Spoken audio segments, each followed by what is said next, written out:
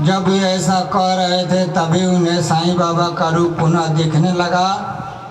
वे आश्चर्यचकित होकर बोले, क्या यह स्वप्न है? ये यमुन कैसे हो सकते हैं?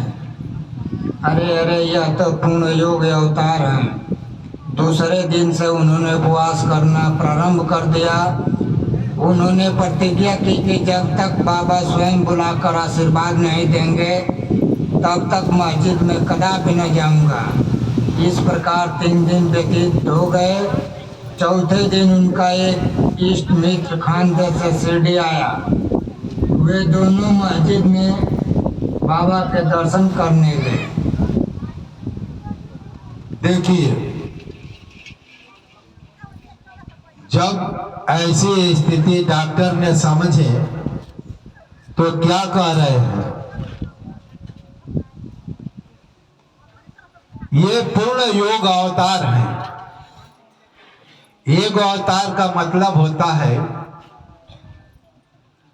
योग का मतलब होता है आत्मा परमात्मा का जोड़। आत्मा परमात्मा में विलीन हो जाती है, उसे जोड़ कहते हैं। आत्मा परमात्मा का ध्यान करती है, उसे योग कहते हैं, जोड़ कहते हैं। ये तो योग अवतार है।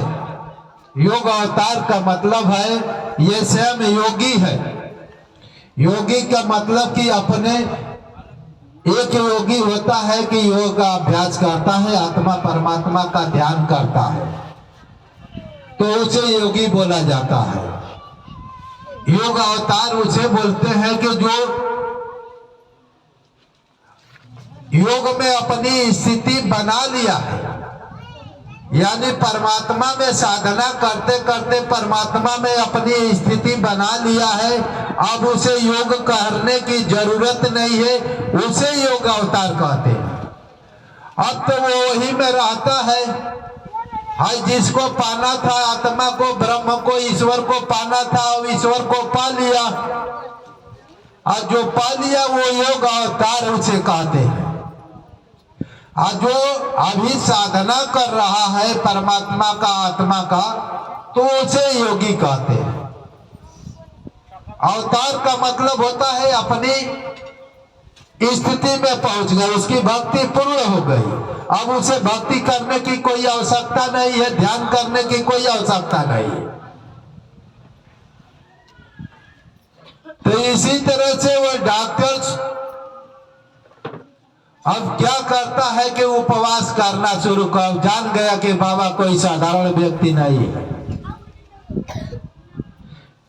बाबा साधारण व्यक्ति नहीं है, अब उपवास करना चाहता है। वो जान गया कि भाई हमको को देख लिया कि भाई हमारे राम इष्ट है, तो रात रूम में हमको दर्शन दिया, तो हमारे मन की ही बातें जान जाएंगे। अब हमको बुलाएंगे तभी मैं उनके पास जाऊंगा।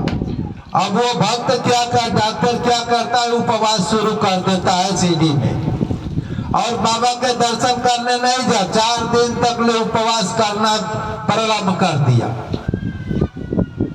उपवास कर रहा है, 4 दिन तक ले उपवास रखा है। साईं बाबा तो जानते हैं कि वो, भाई आपको उपवास करने की क्या जरूरत है? बाबा से कहो, बाबा से भक्ति, अपने अज्ञानता को नाश करो। बाबा से जो हृदय में बात है उसे पूछो, जो शंका है उसे पूछो। और हमको बाबा बुलाएंगे तो हम जाऊंगा। 4 दिन वो उपवास कर दिया, देखे कि बाबा बुलाए नहीं। बाबा तो देखो ऐसा एक अहंकार क्रिएट है, बाबा हमको बुलाएंगे तभी जाएंगे। ऐसा अहंकार क्रिएट कर कर हम बाबा को प्राप्त नहीं कर सकते हैं कि हम उपवास करूंगा, हमारे उपवास से खुश हो जाएंगे और हमको बाबा बुलाएंगे कि भैया आ गए, तुम अच्छे भक्त हो। ऐसा प्रस्तावना बाबा देने वाले नहीं है। तुम अच्छे भक्त थे तभी तो तुमको राम रूप में दर्शन दिए। अब 4 दिन तक ले वो भूखा प्यासा तड़पने लगा। डॉक्टर एक उसका मित्र कहीं से आया और उससे मिला, और दोनों शाम को सीढ़ी बाबा के पास गए। तब बाबा बोले कि भैया आपको आने का किसने भेजा था, आप क्यों आ गए? इससे भी चौंक जा रहा है, चौंक जा रहा है कि भाई ये बाबा मुझसे रुष्ट है, आपको बुलाने की क्या आवश्यकता थी? बाबा से माफी मांगा। और आगे कहता कहा,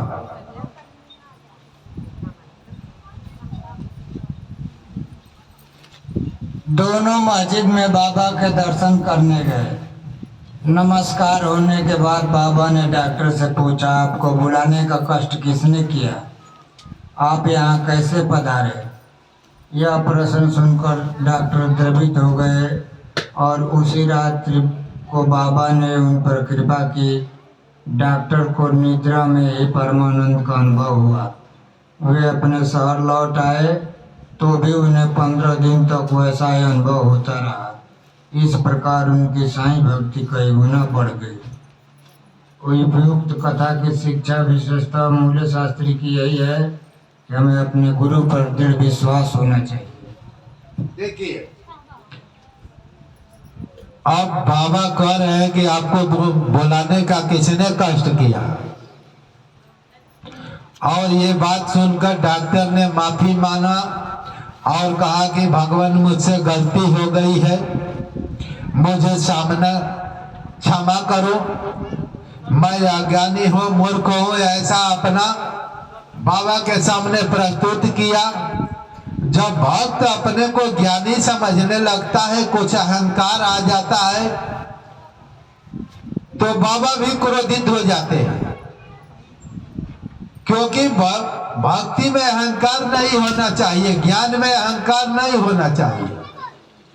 बाबा उसके एक राम पर दृढ़ निष्ठा वाला भक्त था, इसलिए बाबा यही उसकी साधना, जो एक जगह एक अपने इष्ट को दृढ़ता से पकड़ लेता है तो बाबा उस पर खुश हो जाते हैं। बाबा उस पर यही उसके अंदर जो गुण था उनके को खुशी दे देता था और राम रूप में दर्शन दिए। तो बाबा अब दर्शन करने के बाद अब क्या करते हैं बाबा, देखिए उनकी क्या मनोवांछित फल की प्राप्ति कराते हैं। उनको शाम को सोते समय, शाम जब डॉक्टर ने सोए तो बाबा ने क्या करते हैं, उन्हें परमानंद का अनुभव करा रहे हैं। परमानंद किसे कहते हैं? परमात्मा को। परमानंद किसे कहते हैं? आत्मा को। समझ रही हैं? जो भगवान का, ईश्वर का दर्शन करेगा तो उसे परमानंद का अनुभव होता है। परमानंद का मतलब परम आनंद का अनुभव। हाय, इस दुनिया में सबसे आनंद किसके पास है?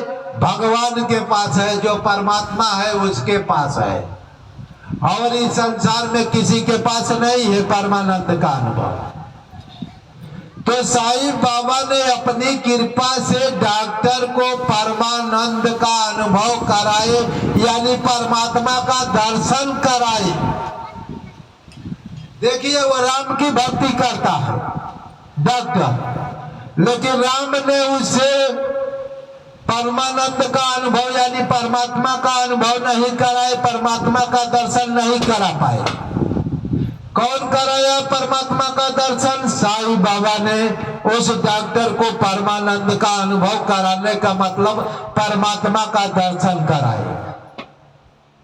राम का भक्त था, राम उसे नहीं कराए, लेकिन साईं बाबा ने उसे परमानंद का अनुभव करा दिया। परमानंद उसे कहते हैं, एक परमात्मा का ही नाम परमानंद है। उसको आप दर्शन पाएंगे तो परम आनंदित मिलेगा, परम सुख। उस सुख का कोई और छोर ही नहीं रहेगा, ऐसा परम आनंद मिलेगा, और वो परम आनंद कभी नाश नहीं होता। ऐसे सिद्ध हुआ कि बाबा ने डॉक्टर को परमात्मा का अनुभव करा दिए, परमात्मा का दर्शन कराए। साईं बाबा ने डॉक्टर को परमात्मा से मिलाए। और ऐसा नहीं कि भाई सीढ़ी में 1-2 दिन रह रहे हैं, उतना ही खाली दर्शन करा कर छोड़ दिए। 15 दिनों तक परमानंद का अनुभव कराते घर भी गए, तो उसी तरह से परमात्मा उनके सामने विदित दिखाई देता था। 15 दिन तक ले परमात्मा का वो दर्शन, परमानंद का अनुभव कर रहे थे। बाबा ऐसे है, बाबा भी मुझे भी परमानंद का अनुभव कराए हैं। ऐसा नहीं है कि डॉक्टरों को कराए, मैं भी परमानंद का अनुभव बहुत दिनों तक ले किया। और हम हमेशा करता हूँ, जब मैं समाधि अवस्था में पहुंचता हूँ तो मुझे परमानंद का अनुभव होता है। साधना के विधि से मैं पहुंचता हूँ, योग अभ्यास में जब परमात्मा का अनुभव पाता हूँ, परमात्मा में डूबता हूँ, आत्मा में डूबता हूँ, तो परमानंद ये प्रकृत अवस्था वही नहीं रहती है, वहां चेतन अवस्था, ब्रह्म अवस्था, वहां प्रकृत लेश मात्र भी नहीं रहता है। जहां प्रकृत रह जाए वहां परमानंद का कैसा अनुभव। इस देश काल से आगे प्रकृत लोक से चैतन्य लोक में पहुंचना पड़ता है। बाबा हमारी चेतना को वहां पहुंचाते हैं और परमानंद का मुझे भी अनुभव कराकर, साधना कराकर परमात्मा से के पास पहुंचाते हैं। बोलिए सदगुरु साईनाथ महाराज की जय।